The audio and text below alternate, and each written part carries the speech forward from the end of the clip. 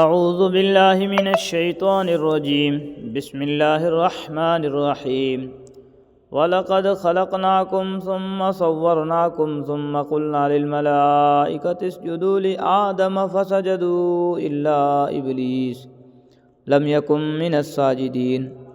اور ہم نے تمہیں پیدا کیا، پھر تمہاری صورت بنائی، پھر فرشتوں سے کہا کہ آدم کو سجدہ کرو، چنانچہ سب نے سجدہ کیا سوائے ابلیس کے، وہ سجدہ کرنے والوں میں شامل نہ ہوا۔ اس واقعے کی کچھ تفصیلات سورہ بقرہ میں گزری ہیں۔ ان آیتوں پر جو حواشی ہم نے لکھے ہیں، ان میں واقعے سے متعلق کئی سوالات کا جواب آ گیا ہے، انہیں ملاحظہ فرما لیا جائے۔ قال ما منعك الا تسجد اذ امرتك قال انا خير منه خلقتني من نار وخلقته من طين۔ اللہ نے کہا جب میں نے تجھے حکم دے دیا تھا تو تجھے سجدہ کرنے سے کس چیز نے روکا؟ وہ بولا میں اس سے بہتر ہوں، تو نے مجھے آگ سے پیدا کیا اور اس کو مٹی سے پیدا کیا۔ قال فاهبط منها فما يكون لك ان تتكبر فيها فاخرج انك من الصاغرين۔ اللہ نے کہا اچھا تو یہاں سے نیچے اتر، کیونکہ تجھے یہ حق نہیں پہنچتا کہ یہاں تکبر کرے، اب نکل جا، یقیناً تو ذلیلوں میں سے ہے۔ قال انظرنی الی یوم یبعثون۔ اس نے کہا مجھے اس دن تک زندہ رہنے کی مہلت دے دے جس دن لوگوں کو قبروں سے زندہ کر کے اٹھایا جائے گا۔ قال انک من المنظرین۔ اللہ نے فرمایا تجھے مہلت دے دی گئی۔ شیطان نے درخواست تو یہ کی تھی کہ اس وقت تک اسے زندگی دی جائے جس دن حشر ہوگا اور دوسرے مردے زندہ کر کے اٹھائے جائیں گے۔ یہاں اس درخواست کے جواب میں مہلت دینے کا ذکر ہے، لیکن یہ مہلت کب تک دی گئی ہے اس آیت میں یہ بات واضح طور پر بیان نہیں فرمائی گئی۔ سورہ حجر اور سورہ صاد میں بھی یہ واقعہ آیا ہے، وہاں یہ فرمایا گیا ہے کہ ایک معین وقت تک مہلت دی گئی ہے، جس سے معلوم ہوا کہ اس کی درخواست کے مطابق روز حشر تک مہلت دینے کا وعدہ نہیں کیا گیا، بلکہ یہ فرمایا گیا ہے کہ ایک معین وقت ہے جو اللہ تعالیٰ کے علم میں ہے، اس وقت تک مہلت دی گئی ہے۔ دوسرے دلائل سے یہ معلوم ہوتا ہے کہ شیطان قیامت کا پہلا سور پھونکے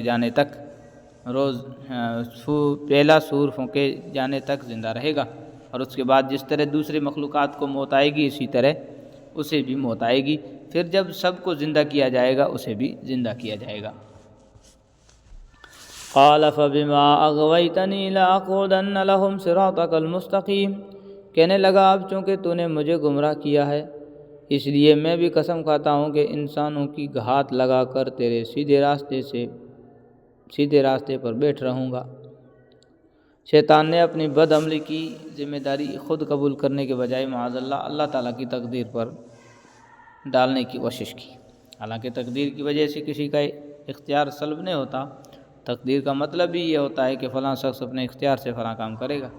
نیز اس کے کہنے کا مطلب یہ بھی ہو سکتا ہے کہ اللہ تعالیٰ نے اس کو ایک ایسا حکم ہی کیوں دیا جو اس کے لیے قابل قبول نہیں تھا، اس لیے بالواسطہ اس کی گمراہی معاذ اللہ تعالیٰ کے اس حکم کی وجہ سے ہوئی۔ ثم لآتینہم من بین ایدیہم ومن خلفہم وعن ایمانہم وعن شمائلہم ولا تجد اکثرہم شاکرین۔ پھر میں ان پر چاروں طرف سے حملے کروں گا، ان کے سامنے سے بھی اور ان کے پیچھے سے بھی اور ان کی دائیں طرف سے بھی اور ان کی بائیں طرف سے بھی، اور تو ان میں سے اکثر لوگوں کو شکر گزار نہیں پائے گا۔ قال اخرج منها مذءوما مدحورا لمن تبعك منهم لأملأن جہنم منكم اجمعین۔ اللہ نے کہا نکل جا یہاں سے ذلیل اور مردار ہو کر، ان میں سے جو تیرے پیچھے چلے گا وہ بھی تیرا ساتھی ہوگا، اور میں تم سب سے جہنم کو بھر دوں گا۔ وَيَا آدَمُ اسْكُنْ أَنْتَ وَزَوْجُكَ الْجَنَّةَ فَكُلَا مِنْ حَيْثُ شِئْتُمَا وَلَا تَقْرَبَا هَٰذِهِ الشَّجَرَةَ فَتَكُونَا مِنَ الظَّالِمِينَ۔ اور اے آدم تم اور تمہاری بیوی دونوں جنت میں رہو اور جہاں سے جو چیز چاہو کھاؤ، البتہ اس خاص درخت کے قریب بھی مت بھٹکنا ورنہ تم زیادتی کرنے والوں میں شامل ہو جاؤ گے۔ فوسوس لهما الشیطان لیبدی لهما ما وري عنهما من سوآتهما وقال ما نهاكما ربكما عن هذه الشجرة إلا أن تكونا ملكين أو تكونا من الخالدين۔ پھر ہوا یہ کہ شیطان نے ان دونوں کے دل میں وسوسہ ڈالا تاکہ ان کی شرم کی جگہیں جو ان سے چھپائی گئی تھی ایک دوسرے کے سامنے کھول دے۔ کہنے لگا تمہارے پروردگار نے تمہیں اس درخت سے کسی اور وجہ سے نہیں بلکہ صرف اس وجہ سے روکا تھا کہ کہیں تم فرشتے نہ بن جاؤ یا تمہیں ہمیشہ زندگی نہ حاصل ہو جائے۔ بظاہر یہ معلوم ہوتا ہے کہ اس درخت کی خاصیت یہ تھی کہ اس کا پھل کھانے سے جنت کا لباس اتر جاتا تھا، اور یہ بات ابلیس کو معلوم تھی۔ چنانچہ جب حضرت آدم اور حوا علیہ السلام نے اسے کھایا تو جنت کا جو لباس انہیں عطا ہوا تھا وہ ان کے جسم سے اتر گیا۔ مطلب یہ تھا کہ چونکہ اس درخت کی خاصیت یہ ہے کہ جو اس میں سے کھا لیتا ہے وہ یا تو فرشتہ بن جاتا ہے یا اسے ہمیشہ کی زندگی عطا ہو جاتی ہے، اس لیے اسے کھانے کے لیے مخصوص قوت کی ضرورت ہے۔ شروع میں آپ دونوں کو یہ قوت حاصل نہیں تھی، اس لیے منع کیا گیا۔ اب آپ کو جنت میں رہتے ہوئے ایک زمانہ گزر چکا ہے اور آپ میں وہ قوت پیدا ہو گئی ہے، اس لیے اب کھا لینے میں کوئی حرج نہیں۔ وَقَاسَمَهُمَا إِنِّي لَكُمَا لَمِنَ النَّاصِحِينَ، اور ان کے سامنے وہ قسمیں کھا گیا کہ یقین جانو میں تمہارے خیر خواہوں میں سے ہوں۔ فَدَلَّاهُمَا بِغُرُورٍ فَلَمَّا ذَاقَا الشَّجَرَةَ بَدَتْ لَهُمَا سَوْآتُهُمَا وَاتَّفِقَا يَخْصِفَانِ عَلَيْهِمَا مِنْ وَرَقِ الْجَنَّةِ وَنَادَاهُمَا رَبُّهُمَا أَلَمْ أَنْهَكُمَا عَنْ تِلْكُمَا الشَّجَرَةِ وَأَقُلْ لَكُمَا إِنَّ الشَّيْطَانَ لَكُمَا عَدُوٌّ مُّبِينٌ، اور اس طرح اس نے دونوں کو دھوکہ دے کر نیچے اتار ہی لیا۔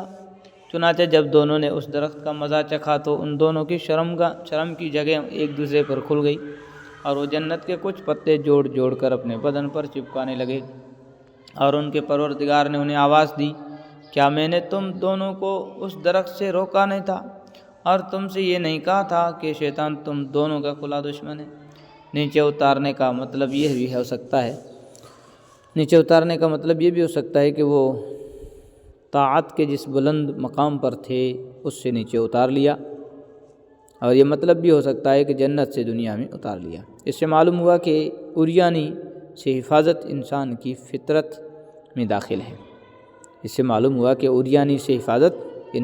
فطرت میں داخل ہے، اسی لیے جو ہی دونوں کا لباس اترا انہوں نے ہر ممکن طریقے سے اپنا ستر چھپانے کی کوشش کی۔ قَالَا رَبَّنَا ظَلَمْنَا أَنفُسَنَا وَإِن لَّمْ تَغْفِرْ لَنَا وَتَرْحَمْنَا لَنَكُونَنَّ مِنَ الْخَاسِرِينَ، دونوں بول اٹھے کہ ہمارے پروردگار ہم اپنی جانوں پر ظلم کر گزرے ہیں، اور اگر آپ نے ہمیں معاف نہ فرمایا اور ہم پر یہ رحم نہ کیا تو یقیناً ہم نامراد لوگوں میں شامل ہو جائیں گے۔ یہ استغفار کے وہی الفاظ ہیں جن کے بارے میں سورہ بقرہ میں فرمایا گیا ہے کہ اللہ تعالیٰ نے ہی یہ الفاظ سکھائے تھے، کیونکہ اس وقت تک انہیں توبہ کا طریقہ بھی معلوم نہیں تھا۔ اس سے یہ بھی معلوم ہوتا ہے کہ توبہ کرنے کے لیے یہ الفاظ نہایت مناسب ہیں، اور ان کے ذریعے توبہ قبول ہونے کی زیادہ امید ہے، کیونکہ یہ خود اللہ تعالیٰ ہی کے سکھائے ہوئے ہیں۔ اس طرح اللہ تعالیٰ نے اگر ایک طرف شیطان کو مہلت دے کر اسے انسان کو بہکانے کی صلاحیت دی جو انسان کے لیے زہر جیسی تھی، تو دوسری طرف انسان کو توبہ اور استغفار کا تریاق بھی عطا فرما دیا کہ اگر شیطان کے بہکائے میں آ کر وہ کبھی کوئی گناہ کر گزرے تو اسے فوراً توبہ کرنی چاہیے، جس کا مطلب یہ ہے کہ وہ اپنے کیے پر شرمندہ ہوں اور آئندہ نہ کرنے کا عزم کرے اور اللہ تعالیٰ سے معافی مانگے۔ اس طرح شیطان کا چڑھایا ہوا زہر اتر جائے گا۔ قال اهبطوا بعضكم لبعض عدو ولكم في الارض مستقر ومتاع الى حين، اللہ نے آدم، ان کی بیوی اور ابلیس سے فرمایا اب تم سب یہاں سے اتر جاؤ، تم ایک دوسرے کے دشمن ہو گئے اور تمہارے لیے ایک مدت تک زمین میں ٹھہرنا اور کسی قدر فائدہ اٹھانا طے کر دیا گیا ہے۔ قال فيها تحيون وفيها تموتون ومنها تخرجون، فرمایا کہ اسی زمین میں تم جیو گے اور اسی میں تمہیں موت آئے گی اور اسی سے تمہیں دوبارہ زندہ کر کے نکالا جائے گا۔ صدق اللہ العظیم۔